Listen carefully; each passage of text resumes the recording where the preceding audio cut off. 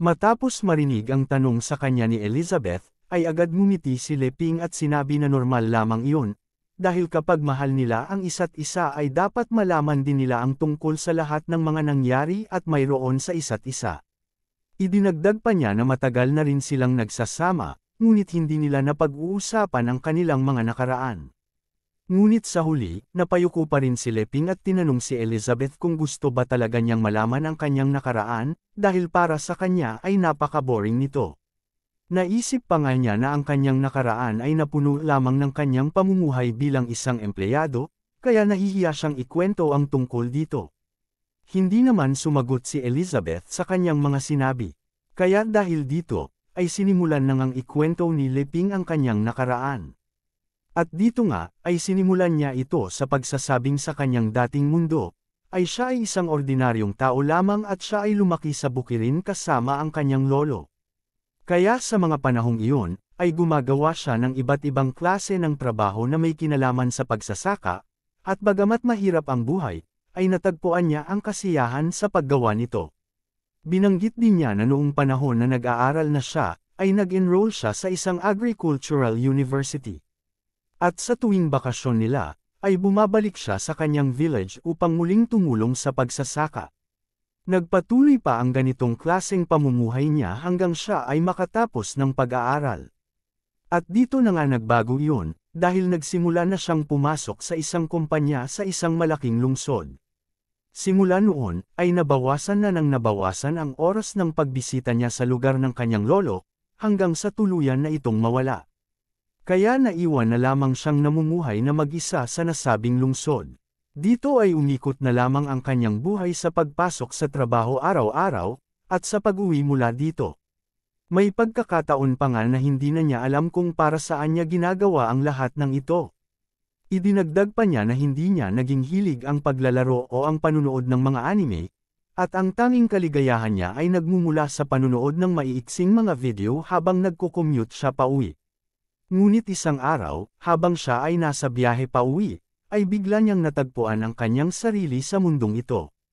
At habang naguguluhan pa sa kakaibang pangyayaring ito, ay lumitaw ang isang system na inuutusan siyang maging legendary hero. Ngunit wala siyang interes sa ganitong mga bagay, at ang tanging nais niya ay mamuhay ng simple habang buhay. Matapos namang sabihin ito, ay tinanong ni Elizabeth kung tapos na siyang magkwento. Kinumpirma naman ito ni Leping, at sinabi niya na ang kanyang buhay ay isang napakasimple at boring na buhay.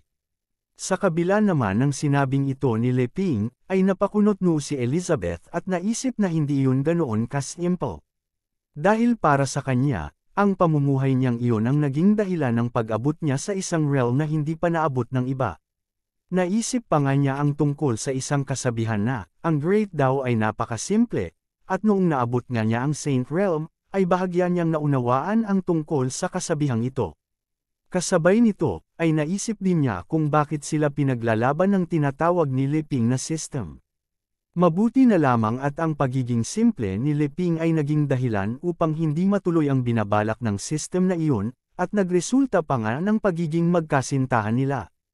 Ngunit sa huli, ay bilang conclusion, ay naisip pa rin ni Elizabeth na ang lahat ng ito ay nasa kontrol lahat ni Leping. Habang iniisip naman niya ito, ay bigla naman siyang tinanong ni Leping tungkol sa kanyang nakaraan at kung paano siya namuhay. Bahagya namang nagulat si Elizabeth nang marinig ito, at tinanong kung ano ang gusto niyang malaman tungkol sa kanya. Masigla namang, sinabi ni Leping na gusto niyang malaman ang lahat tungkol sa kanya, simula noong kanyang pagkabata hanggang siya ay maging isang demon queen na pinamunuan ang mundong ito. Sinabi naman ni Elizabeth na kaya niyang sabihin ang lahat ng iyon, pero binalaan din niya siya na ang kanyang nakaraan ay hindi kanais-nais, kaya kung naboboring na siya ay pwede na niya siyang pahintuan. Pagkatapos sabihin ito, ay sinimulan na nga ni Elizabeth ang kanyang kwento sa pamamagitan ng pagkukwento sa kasaysayan ng kontinenteng ito. Binanggit niya na hindi pa ganap na nauunawaan ng mga tao ang tungkol sa magic noong mga panahong iyon, at ang Hero Continent noon ay isang mundo kung saan nabubuhay ng mapayapa at magkakasama ang iba't ibang mga lahi. Pero nagbago ang lahat ng ito nang lumitaw ang mga extreme racist faction, na nagpangyaring magtanim ng galit sa bawat lahi laban sa isa't isa, at sinubukang sakupin ang ibang lahi sa pamamagitan ng pagdedeklara ng isang digmaan laban sa mga ito.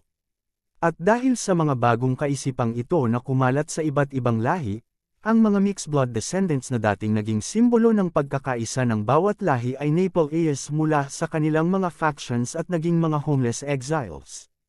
At para makasurvive sa malupit na mundong ito, ay nanirahan sila sa mga mapapanganib na lugar na itinuturing ng mga major races na hindi angkop na tirahan. Paglipas ng panahon, ay tinawag ang kanilang grupo na Demon Race, at ang lugar na kanilang naging tahanan ay tinukoy naman ng mga ito bilang Demon Realm.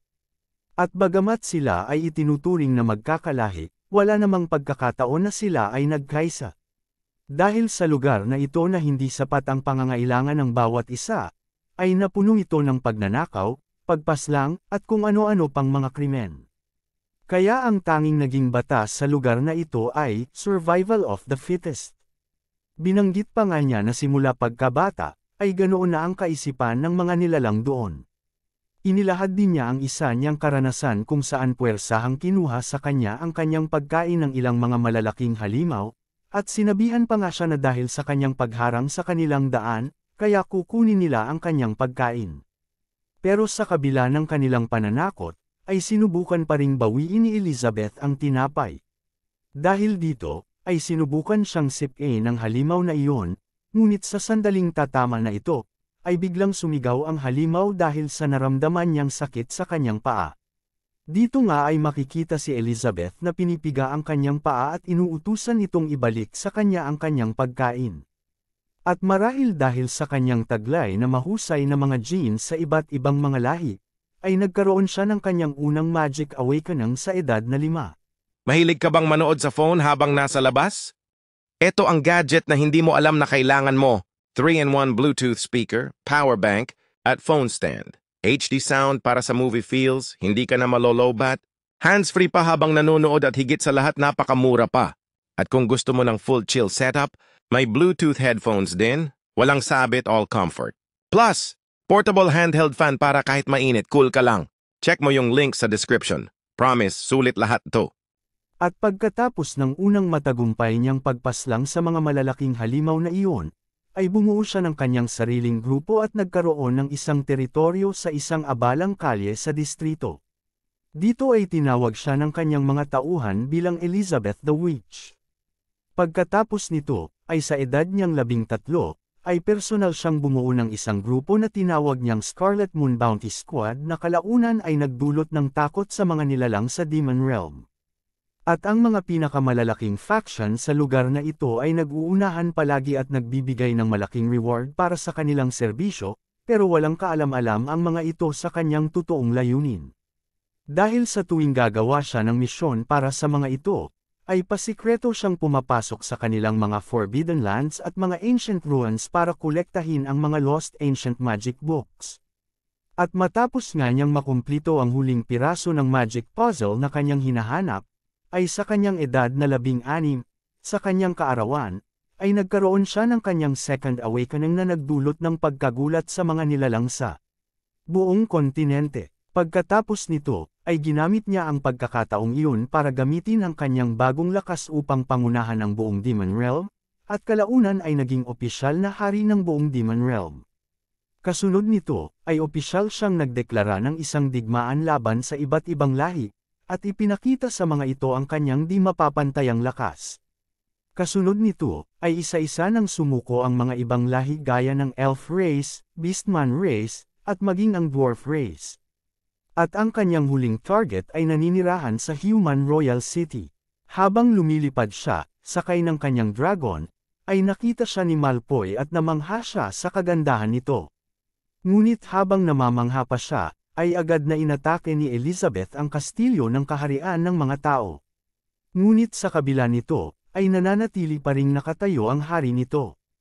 Kaya sinabi ni Elizabeth na mukhang ang kanilang nakalap na impormasyon ay totoo, dahil ayon dito, ay pumapaslang ang hari nito ng di mabilang na mga nilalang para lamang mapahaba ang buhay nito. Kasunod nito, ay sinabi rin niya na ngayon mismo ay buburahin na niya ang basurang ito sa kanyang harapan. Hindi naman pinansin ng hari ang mga sinabing ito ni Elizabeth, at nagsimula pang ang tumawa. Sinabi niyang masyado itong mayabang dahil lamang ito ang unang nakaabot ng Demon Sovereign rank. Pero habang unti-unti itong lumalapit patungo kay Elizabeth, ay bigla namang may umatake dito, na naging dahilan ng pagsabog ng kalahati ng katawan nito, hanggang sa tuluyan na ring sumabog ang buong katawan nito. Habang bumabagsak naman ang mga piraso ng laman, ay nanatili lamang na nakatingin dito si Elizabeth. Dahil dito, ay ngumiti sa kanya ang may kagagawan nito at tinanong siya kung siya ba si Demon Queen Elizabeth. At pagkatapos nito, ay agad siyang lumuhad upang magpakita ng respeto at sinabing bilang kinatawan ng mga tao, ay sumusuko na sila. At pagkatapos nga ng tagpong iyon, ay nagawa na niyang pagkaisahin ang mundong ito sa pamamagitan ng kanyang absolute power, at winasak ang mga itinayong mga pader ng bawat lahi. Muling nabalik ang respeto ng bawat lahi sa isa't isa at namumuhay na ngayon ng magkakasama. Ngunit sa kabila ng pagkumpleto ng kanyang mga layunin, ay hindi pa rin siya nakaramdam ng kahit anong saya. Kaya naisip niya na ito marahil ay dahil sa naging masyado na siyang makapangyarihan na hindi na niya nararamdaman kung ano ang nararamdaman ng mga ordinaryong tao. Kaya natagpuan niya na ang mundong ito ay parang napaka-boring na at wala ng saysay. Kaya nang narinig niya ang Propacia may kinalaman sa legendary hero na tatangkain siyang talunin, ay nakaramdam siya ng pananibik sa magaganap nilang laban. Kaya dahil dito, ay nagsagawa siya ng isang malaimpyernong closed-door training upang palakasin ang kanyang magic at maging ang kanyang mga sword techniques. At sa huli, ay naging ang kauna-unahang nilalang na nalampasan ng Demon Sovereign rank. Kaya dahil dito, ay tinawag ito ng mga tao bilang Demon Queen rank. Pero dahil din sa kanyang matinding pananibik sa parating na laban sa legendary hero, ay napuno siya ng pagkagalit. Dahil parang ang lahat ng kanyang mga effort ay nakikita lamang ng legendary hero na isang malaking joke. Dahil naghintay siya ng matagal na panahon, ngunit walang dumating na legendary hero. Kaya dahil dito, ay galit niyang sinubukang hugutin ang espada nito. At matapos niyang mabunot ito, ay natukoy niya ang kinaroroonan ng tinatawag na legendary hero, at agad na pinuntahan siya gamit ang kanyang teleportation. At iyon na nga ang unang pagkikita nila ni Li Ping. Pagkatapos namang sabihin ang lahat ng ito, ay naiinis na tumingin sa kanya si Elizabeth. Tinatanong si Li Ping kung alam ba niya kung gaano karaming taon siyang naghintay sa kanyang pagdating, ngunit hindi siya nagpakita. Awkward. Namang ngumiti si Li Ping at humingi ng tawad kay Elizabeth. Pagkatapos nito, ay sinabi din niya na dahil din naman doon, ay hindi sila nagharap gamit ang kanilang mga espada, at sa halip, ay naging magkaibigan pa nga. At ngayon, ay naging magkasintahan pa. Medyo naiinis namang sinabi ni Elizabeth na may punto rin siya sa kanyang sinabi. Kasabay nito, ay naisip din niya na alam niya na ang lahat ng ito ay nasa plano na ni Li Ping upang hindi na siya mahirapan pa. Ginamit pa nga niya ang mahabang panahon ng kanyang paghihintay para mawala na ang murderous nature ni Elizabeth. Ngunit sa kabila nito, ay naisip din niya na sana ay mas maaga silang nagkakilala ni Li Ping. Habang iniisip naman niya ito, ay bigla siyang inakbayan ni Li Ping sa kamalapitang humingi ng tawad. Nabigla naman si Elizabeth, ngunit napapangitiling tinanong kung bakit bigla siyang humihingi ng tawad sa kanya. Same time namang sinabi ni Li Ping na hindi niya alam na dumanas pala ng matinding paghihirap si Elizabeth noong panahon ng kanyang kabataan. Kaya sinabi niya na kung sana ay maaga silang nagkita, ay naigawa sana niya siya ng masasarap na pagkain at ng mga magagandang gamit. Sa gayon, ay makakatulog siya ng mahimbing gabi-gabi at nagkaroon ng magandang pamumuhay noong kanyang kabataan. Lalo namang napangiti si Elizabeth dahil sa kanyang kaswitan, at sinabi pa nga na hindi na niya kailangang isipin iyon, dahil masaya na siya sa pamumuhay niya ngayon. Dahil naman sa narinig na ito mula kay Elizabeth, ay nangako si Li Ping na simula ngayon ay hindi na niya kailangang maging malakas ng mag-isa, dahil sasamahan niya siya kahit anong mga pagsubok na kanilang pagdadaanan. Nangako din siya na gagawin niya na ang bawat araw ng kanilang buhay bilang ang pinakamagandang pangyayari sa kanilang mga buhay, at puprotektahan din niya ang ngiti ni Elizabeth hanggang sa kanyang huling hininga. Matapos namang marinig ito, ay labis na namula ang mukha ni Elizabeth at bumilis ang tibok ng kanyang puso. At maging si Leping, na ngayon ay nakatulala din kay Elizabeth, ay pareho din ang naramdaman. Sa sandaling iyon, ay hindi nila namamalayan na nagsisimula ng maglapit ang kanilang mga mukha sa isa't isa. At sa sandaling maglalapat na ang kanilang mga labi, ay bigla silang napaatras sa isa't isa dahil narinig nilang tumahol sa kanilang harapan si Wang Kai. Dito, ay masaya nitong ibinibigay kay Leping ang kanyang frisbee na ginawa para sa kanya ni Leping. Kasabay nito, ay naisip pa nga niya na para mahuli ang frisbee na ito, ay gumamit pa siya ng ilang masalimuot na encoding methods upang matagumpay niyang mahuli ito. Kaya iniisip niya na pupurihin na siya ng kanyang master. Ngunit habang iniisip pa niya ito, ay nakaramdam siya ng matinding panganib dahil nagsimula ng lumabas ang mga alert system. At dito nga, ay nakita niya ang galit na si Elizabeth, at nagsimulang mag-ipon ng kanyang kapangyarihan sa kanyang mga paa, saka sinipa ang munting aso na lumipad patungo sa kalangitan. Abangan ang susunod na kabanata. Kung nagustuhan mo ang episode na to, paki-like, comment at subscribe na din para updated ka sa mga bagong kabanata ng series na to. Maraming salamat!